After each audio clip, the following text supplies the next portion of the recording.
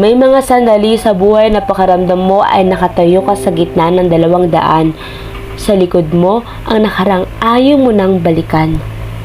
At sa harap mo, ang hinaharap na kinakatakutan mong harapin. Sa room 302, kalahati na lang ang oras ang natitira. 45 days left. Kalahating daan sa bawat pagpatak ng segundo.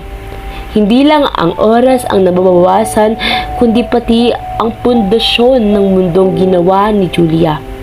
Dahil ngayong gabi, magsisimula nang mabasag ang panaginip. Ivy! Ivy! Tumingin ka sa mga pader. Bakit? Bakit nagiging kulay abo at nagkabidak-bidak yung semento? Julia, kumalma ka. Pumikit ka muna. Paano ko kakalma, Ivy? Tumingin ka sa orasan. 45 days na lang. Kalahati na lang yung natitira. Mamamatay ba ako? Sagutin mo ako ng tapat, Ivy. Kapag 0 ba yung nasa wristband ko, mawawala ba ako ng tuluyan? Mawawala ka rin ba sa akin? Huwag mong sabihin yan. Hindi ka mamamatay, Julia. Hindi ko hahayaang mangyari yun. Pero natatakot ako. Takot na takot ako, Ivy. Ayaw ko pang matapos to.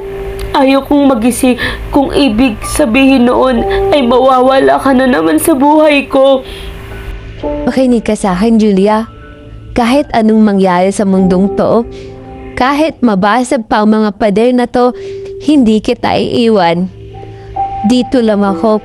Yakap-yakap kita. Ivy, bakit pakaramdam ko hindi ka humihinga? Wait, naririnig mo ba yun? Stable na ang brainwaves na halfway through the coma. Tushol, baka magkaroon na siya ng reflex activity. Brainwaves? Kama?